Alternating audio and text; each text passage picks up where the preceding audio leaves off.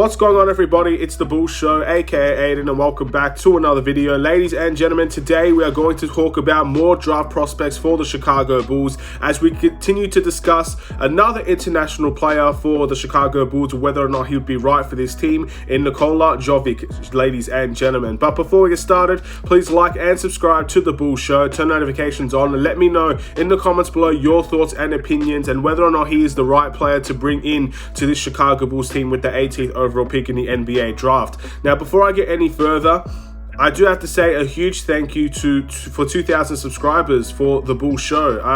A big milestone, ladies and gentlemen. And again, I know a lot of it came from the Nikola Jovic fans recently. Made a video that blew up, and a lot of people seem to like that video. So I'm very, very thankful for that. If you guys are here to stick around to discuss Nikola Jovic, unless he is, I guess, heavily interested in the Chicago Bulls or the Bulls begin to look at him, I probably won't really be talking about him too much. So I'm just going to make that warning now if you're here to see more Nikola Jovic videos. But at the end of the day, if you do stick around, I will appreciate it. And I just want to thank you for that milestone, ladies and gentlemen. And of course, to all the Bull Show subscribers, not just the recent ones as well. Thank you all for bringing me to this point. And hopefully we can continue further, and build the community around the Bull Show. Thank you very much, everybody. But enough about that. Let's get started in terms of Nikola Jovic, ladies and gentlemen. Now, he seems to be a guy that's very versatile in terms of the position he can play because he is 6'10" or 6'11", ladies and gentlemen. So instantly you think the way that his skill set allows him to play, he could be a guard on this team, he could be a forward on this team as well. In all aspects, probably 2 to maybe 4. From the shooting guard to the power forward position, he could probably play all those positions fairly well because he is a tall character and he does have a versatile skill set. Again, he's a Serbian player. I believe he played for the same team as Marko Siminovic. Correct me if I'm wrong on that, or relatively the same team in my opinion. And he did have he had good stats, ladies and gentlemen, and he's projected to go around the lottery.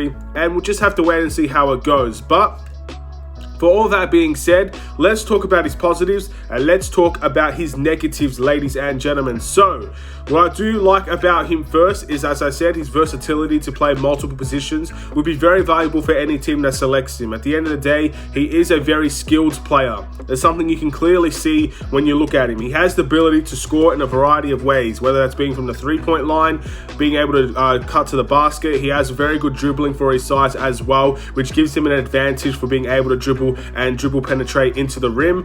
You also see a lot of, I guess, unique skill sets that I feel like other guys simply can't pull off. He's obviously doing this again in I wouldn't say a massively competitive environment, but at the same time, it's against grown men, as I was saying. I feel like the NBA is obviously the biggest, most competitive league in the world, but when you're competing at the pros, you're competing in so many other leagues, like we've been talking about with recent guys. A lot of guys, like, again, Kai Soto playing in the NBL, obviously Marjon Beecham playing in the G League, and obviously Nikola Jovic playing for a bunch of teams. So it does make sense that he has a little bit of a downer in terms of stats, but at the end of the day, he does have a lot of talent in my opinion, and you can clearly see that versatility shine through. He is a fairly decent playmaker as well, ladies and gentlemen. So one thing I do have to say about him is that could be a very good asset to have. He averaged 3.6 assists for himself, and that could definitely be improved in the pros as well. Again, when you're playing with a certain type of team, you're obviously going to be playing with better players than what you currently are. Therefore, your assist numbers can improve, and I feel like he will have opportunities where he gets to dribble the ball up and create plays for other people. Something to keep your eyes on if you're looking at Nikola Jovic as a really important guy for your team. Something to keep an eye on. He can be a very good playmaker at the NBA level in my opinion. He can move off the ball just as much as he can move on the ball as well. He's a very good off-ball cutter. Very, very high IQ off the ball as well, which is an essential part of the Chicago Bulls. At the end of the day, ball movement relies on player movement as well. Players have to be able to play on the ball and off the ball on the Chicago Bulls team, and I personally feel like he can be that type of player that will fit into that system in terms of that aspect on the offensive end. I feel like a lot of his positives come on the offensive end. He's very crafty as well. For a guy that is 6'10", 6'11", he has a lot of moves, ladies and gentlemen. When it comes to step backs, again, dribbling into the paint, sometimes he can do nice spin moves here and there. it's a really, really good time watching him. He's a very fun player to watch, in my opinion. And I think that's why he's projected to go as high as he is, ladies and gentlemen, being a 19-year-old Serbian. And yeah, I'm really intrigued to see how he would fare in the NBA, in all honesty. But that's really all the positives I have to say. You're going to get a lot of good offensive things out of him. Simple as that.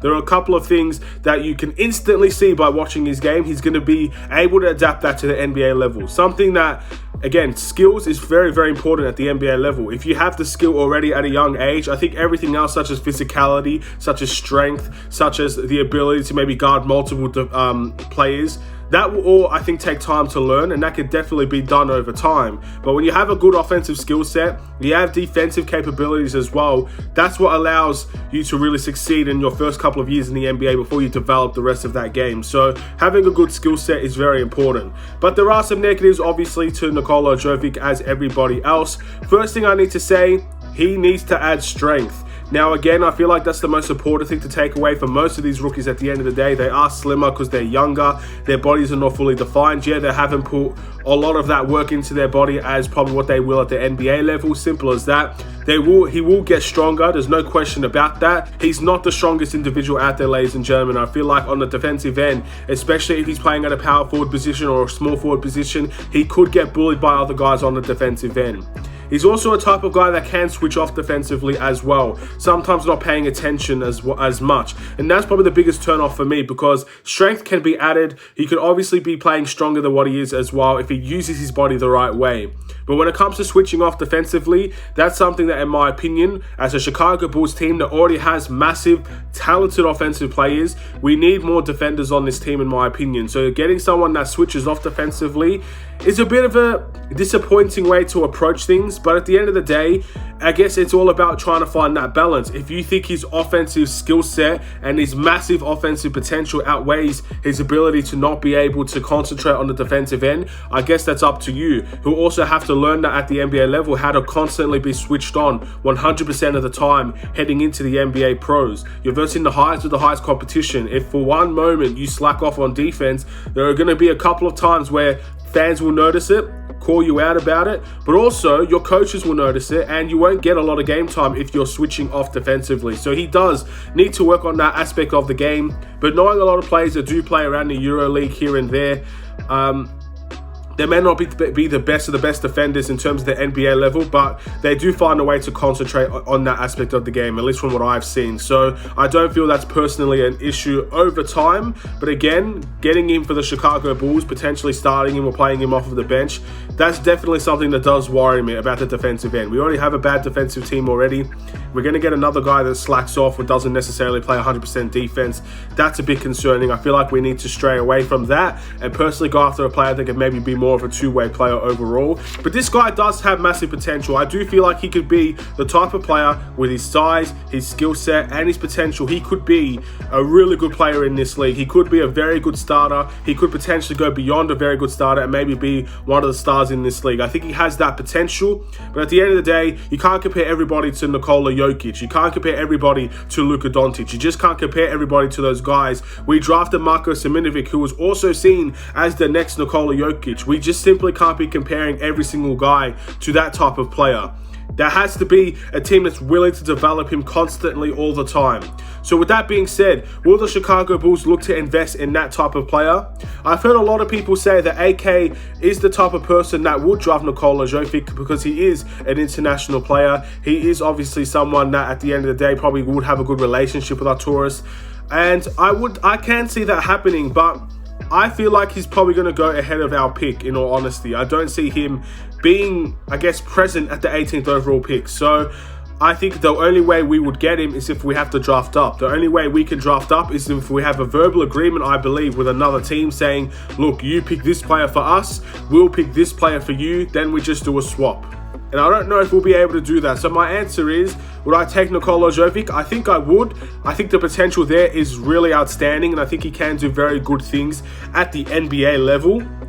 But I don't think he's going to go towards our pick. I think he will be picked ahead of where we are. So we do have to be mindful about that. But again, many people suggested this player to me, and I will always try to answer those suggestions. So that's my personal belief. And if he does fall to us and we do take him, I won't be mad at it. But I really do feel like if he can't really improve his defensive, I guess, focus, then it's not going to last very long with the Chicago Bulls, in all honesty. He has potential offensively. We already have a really good offensive team in my eyes. He is someone that can shoot the ball. Maybe his efficiency is not great, but he is definitely someone as well that will have to improve defensively. And I think he could be a very good player if he does that. Thank you for watching. Please like and subscribe if you're new. Once again, a huge thank you for 2,000 subscribers.